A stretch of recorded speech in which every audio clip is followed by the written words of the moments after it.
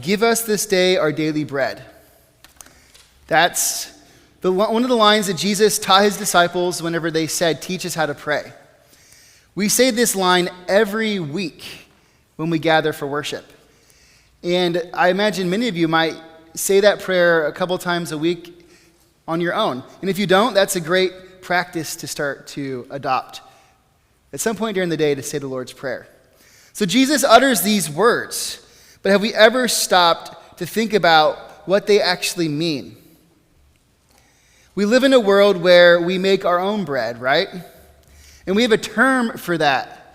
Does anybody know what the term is? It's not a baker. Breadwinner. Have you heard that word before? The breadwinner is literally the person who makes the money to get the bread for the family. So if you don't have a breadwinner, you're in trouble. In our society, if there isn't a breadwinner in the family, it's a situation where people might look down on them for it, even though there might be a lot of reasons why that's the case. Now, if you dig deeper into our society's view of money, there's some advice out there. 3 to 6 months of expenses should be saved up. You should have an emergency fund, and normally the emergency fund would be different than the emergency fund for your finances. It would be like an emergency fund for if your car breaks down, or if you need to, replace your water heater or something. And then on top of that, if you're in this situation to need to save for college, you do that for your children, or you're saving for retirement. In our world, how can we utter the words, "Give us this day our daily bread," and mean it, whenever so much of our lives is about preparing for the future? But there's a question we need to ask. God says he will give us what we need for this day. And do we believe it?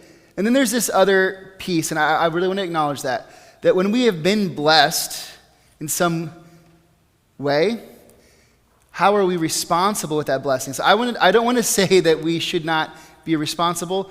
And whenever you are blessed, I understand it's not easy to just responsibly not have what you've been blessed with anymore. But the real question isn't what we have, it's the mindset. And that's what we're going to look at today from this story from Exodus. The mindset of where Jesus gets that, "Give us this day our daily bread." Certainly whenever he said that to his disciples, he had the stories we're looking at today in his mind. So we're going to look at today Exodus chapter 15. So you're going to take out your Bibles. You can follow along. It will be on the screen. But if you want to follow along in the Pew Bible, Exodus 15, which is page number, I think, 99, because it starts 1522. 1522, page 99 in the Pew Bible. Let's take a look at the story of Moses and the Israelites as they've left Egypt and they're now on their way to Mount Sinai. So this is how the story starts.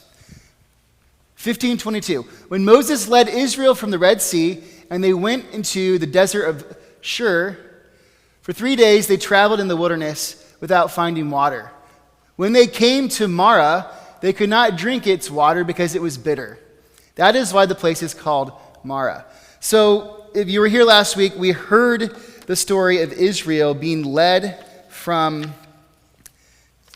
the Red Sea, is what it says here, or what it actually was translated, the word is actually the Sea of Reeds.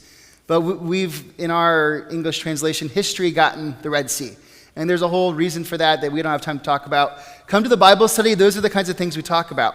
But God had led them through the Red Sea and saved them from the Egyptians. And now they're able to do what they asked Pharaoh to do. Remember, they asked Pharaoh, "Let us travel 3 days into the wilderness so that we can worship Yahweh." And so now they've traveled 3 days into the wilderness, and what happens is they have no water. And they get to this place where there's water, but the water is bitter. Now, it's called Marah, which literally in Hebrew, it's a Hebrew word just written in English. That word means bitter. And so they get to this bitter water, and they're in trouble. Now, before we look at what happens, I do want to stop and just ask you, have you ever gone 3 days without water? Anybody? And I'm not saying they went 3 days without it, but they were probably rationing, and they're like, "Oh no, we're getting low, and we haven't found water." I can tell you one thing, having kids, they cannot get through the night without water, sometimes. And so if there's not a water bottle next to the bed, we get woken up. So we have to make sure we have that. So I could not imagine having a bunch of kids that you have in your caravan trying to go somewhere, and you're rationing the water in the desert. So that's the situation. So it's not an easy situation. Morale is low. And so this is what happens in verse 24. So the people grumbled against Moses, saying, "What are we to drink?" So notice here, really important is the word grumbled. So we see right away the posture of the people. There's nothing wrong with being thirsty, but they grumble. And they ask Moses, "What are we going to drink?" And so Moses is going to have to try to find a solution. So he goes to Yahweh, which is the right answer. So then Moses cried out to the Lord, and the Lord showed him a piece of wood. He threw it into the water, and the water became fit to drink. So there was this piece of wood, and actually the word is just tree. So in Hebrew, it's the word tree that he throws into the water. And this tree makes the water drinkable. Now, this is an odd story, right? If you really think about it, it's an odd story. If you've read through Exodus and you get to the story, you think it's odd. And then what's interesting is if you keep reading, you realize there's like 3 of these stories in a row. Now, we're going to talk about that, but let's just for a moment see what is then said after the water's made drinkable. The verse 25 continues here. And then this is the writer inserting something for us to read. It says, "There the Lord issued a ruling and instruction for them and put them to the test. He said, if you listen carefully to the Lord your God and do what is right in his eyes, if you pay attention to his commandments and keep all his decrees, I will not bring on you any of the diseases I brought upon the Egyptians, for I am the Lord who heals you." So now there's this little insert, and this should also make you say, hey, wait a minute, what instructions? What rules? What tests? What do you mean? They never got told any of that stuff. This is one of those times where we're having something being foreshadowed. But also, the author is setting this up for what's going to happen. There's going to be 3 stories in a row where the Israelites are challenged with what I'm going to say is a sustenance problem. They don't have what they need to survive. Now, this first story, it's a sustenance problem, and what is the solution? It's a tree in the water. So where do we know about a tree and food and a test in the Bible? Where does that come up? I'm not expecting anybody to answer. It's okay. Adam and Eve, right? There's a tree and there's food and there's a test. Will you trust me or not? So we see right here that Israel is being tested. Will they trust God? This is their Adam and Eve tree moment. And they're going to have 3 of them in a row. And here's what we're supposed to see. We can trust God for our daily bread. And for the Israelites, it's not just the fact that you get it, because they do get daily bread and they get what they need in every one of these stories, but it's the way that they approach it, it's their mindset, it's the heart behind it, which is what I think we need to understand is the key to how we approach the fact that we do have a lot more wealth than people did most of their lives. So that's the first test. So now we jump to 16:1, and this is the second one. The whole Israelite community set out from Elim, which is another whole story we don't have to talk about. If you come to the Bible the Bible study, we might talk about it. It's this other little detail after they have the bitter water. They go to this other place. And after that, they came down to the desert of Sin, which is between Elim and Sinai. And on the 15th day of the 2nd month after they had come out of Egypt. And so these, like I said, these are places they've gone, and it's kind of hard to track. That's not the point of what we're tracking. Look, 15th day. So the thing we need to be thinking about right now, okay, so Passover was the 15th day of the first month. So now it's the 15th day of the 2nd month. It's been a whole month of them in the wilderness. And they're now in this desert area. And this is what happens, verse 2. In this desert, the whole community grumbled. There it is again, grumbled against Moses and Aaron. So it shows us their heart and their mindset. The Israelites said to them, if only we had died by the Lord's hand in Egypt. There we sat around pots of meat and ate all the food we wanted. But you have brought us out into the desert to starve this entire assembly to death. Now, I don't really think they were sitting around pots of meat. But the idea here, they're glorifying the time in Egypt because they had food, and right now they don't have food. And so that's their problem. This is sustenance test number 2. Now remember, test 1, God said, will you listen to me? Will you listen to what I ask of you and trust me? Because listening to God and doing what he asks is about trusting him. And so now Israel has this second test. They need food. And so Yahweh hears and he tells Moses, he says, okay, I'm going to solve their problem. Every evening I'm going to send quail. These birds are going to come and land, they're going to be able to catch them and eat them. And then he says, every morning with the dew, I'm going to send manna. And then he says, every day they are to collect just what they need for their family. And if they collect more, it won't be good in the morning. If they collect less, they will have what they need. And then he says on the sixth day, they're supposed to collect twice as much as what they need. Because on the seventh day, they will not collect manna. So that is the scenario. And so this is what happens. That's what Yahweh tells Moses. And so verse 13, this is what happens. That evening quail came and covered the camp, and in the morning there was a layer of dew around the camp. When the dew was gone, thin flakes like frost on the ground appeared on the desert floor. When the Israelites saw it, they said to each other, "What is it?" For they did not know what it was. Now what's interesting is the word manna actually means this. All right, so manna is what is it? For they didn't know what it was. And Moses said to them, "It is the bread the Lord has given you to eat, the bread of heaven." So just like at Marah with the bitter water, here Yahweh meets their needs. We can trust God for our daily bread. Now, remember, there was the test involved. And the test was just, will you trust me? This is a relationship. Yahweh's like, I want to make you my people. I want to help you. Do you want to have this relationship? And do you want to trust me? And so here's where he explains the test, which I've kind of already laid out. This is what the Lord has commanded. Everyone is to gather as much as they need. Take an omer, which is just like a measuring amount, for each person you have in your tent. So each person was supposed to get an omer, like 2 ounces, I don't know how much it was, of food.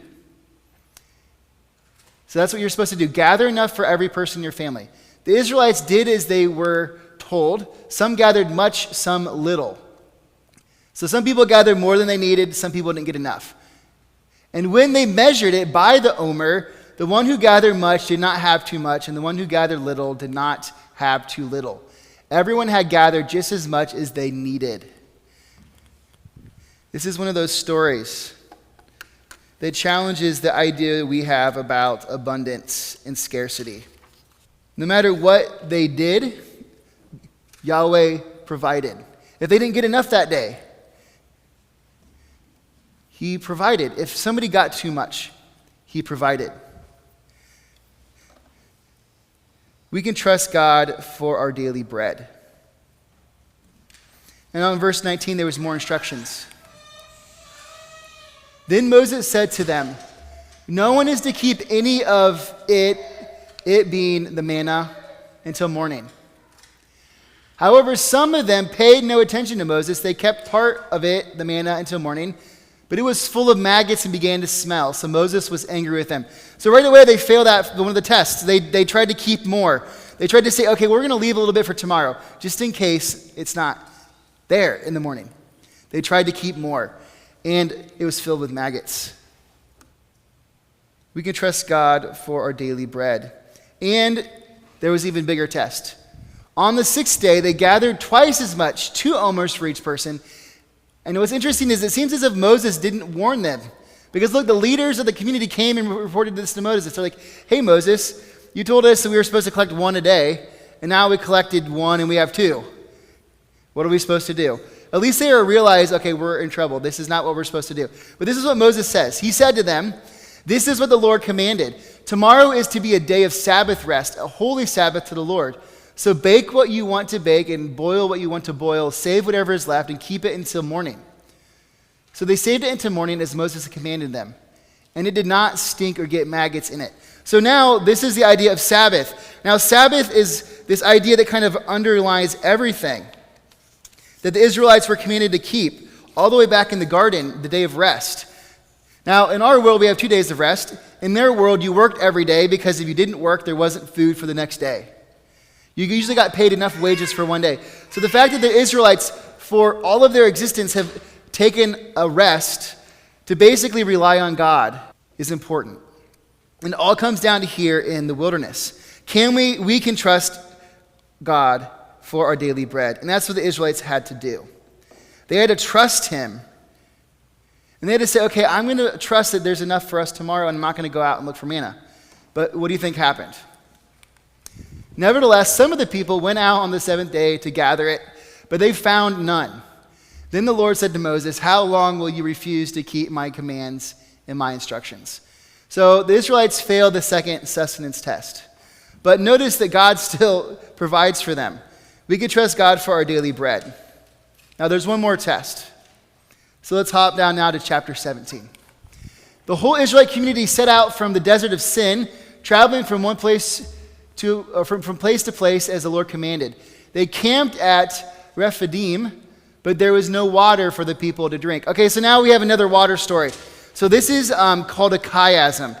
In the ancient world, they would do this. They would have stories bracketed, like a story and a story that's the same, and then there would be, it's like stair steps. So stair step, water, water, manna. Normally what's in the middle is the most important. So this is signifying to us that this is a three-part story. You have a water story, you have a manna story, you have a water story. And so they've already had one water story. This time, what are they going to do without water? This is what happens. So they quarreled with Moses and said, give us water to drink. Moses replied, why do you quarrel with me? Why do you put the Lord to the test? So how are they testing God? Well, look, it's again their posture and mindset. So this time they know that Moses can give them water. They know that God can solve their problem. But the problem here is not that they knew God could solve it. It's that they demanded it. It's that they said to Yahweh, or they said to Moses, which was a direct comment to Yahweh, give us what we need. And Moses recognizes this is the problem. But this is what Yahweh says. But the people were thirsty for water there, and they grumbled against Moses. They said, why did you bring us up out of Egypt to make us and our children and livestock die of thirst? So again, that same thing they said about the manna. So Moses cried out to the Lord, what am I to do with these people? They are almost ready to stone me. And then this is what Yahweh says. And the Lord answered Moses, go out in front of the people, take with you some of the elders of Israel, and take in your hand the staff with which you struck the Nile, and go. I will stand there before you by the rock of Horeb. Strike the rock, and water will come out of it for the people to drink. So Moses did this in the sight of the elders of Israel. And he called the place Massah and Meribah, because the Israelites quarreled and because they tested the Lord, saying, is the Lord among us or not? So we see that the heart of Israel continued to falter through these tests. But even when they struggled, Yahweh met their needs. We can trust God for our daily bread. And right here we see that Israel, just like Adam and Eve before them, and so many in between, they failed that test. They could not trust God. So what this does is this for us foreshadows the idea that we need somebody, a representative like Moses, only bigger, who can solve our problem. And so this is looking towards Jesus. So if you come to the Bible study, we're going to talk about that, because this story and the story at Sinai, Moses is the guy.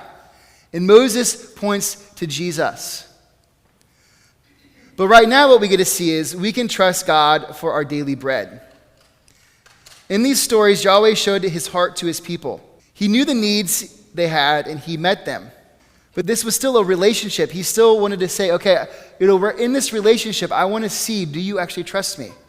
Can you actually follow these simple instructions? Will you say, okay, there's not going to be manna tomorrow. We have enough right here. Let's just stay home. Or are you going to go instead? And we see that Israel struggled to meet those needs, but still God provided. In the first story, they were thirsty. They didn't know how they'd find drinkable water. And then remember, he has them throw that branch or that tree in the water, and it becomes drinkable. We can trust God for our daily bread. In the next story, they don't have any food. And so he provides quail and manna. And the test is, can you only collect what you need, and on the sixth day, can you trust that you'll have enough for tomorrow? And they struggled, but still, we can trust God for our daily bread. And finally, God knew what they needed at the water, at the rock of Horeb. And they knew God could provide, but they failed to ask and have the proper heart. But even in the midst of all that, God provided. We can trust God for our daily bread. So here's the big takeaway, because at the beginning of this, I asked that question. Like, do we take this line seriously? Do we take this serious, the idea that we're to pray this every day and trust that every day God will give us what we need? So here's what I think we need to understand. When Jesus told us to pray this, I don't want to say it was a test, but it's an invitation to trust him. And what this invitation means, do we believe that God will provide? Because even though we think that we're in control, what we need to understand is we're really not. And if you've ever been in a place where all of a sudden your world came undone, you realize that you didn't actually have the control you thought you had. And that's what we see here. But still, we can trust God for our daily bread. Do we trust that he will give us just what we need? I think this is something I struggle with. He's going to give us what we need. Maybe we think we need more, but maybe that's part of the problem. Maybe we have what we need and there's some other reason we think we need more. And then finally, part of it is, do we ask or do we expect? The posture. Do we say, this is always the gift of God's blessing? Are we thankful? Or do we expect him? And even though we fail, and we will fail, the good news is we can trust God for our daily bread. So when we get it wrong, may we go back to God and ask for forgiveness and try again and remain faithful.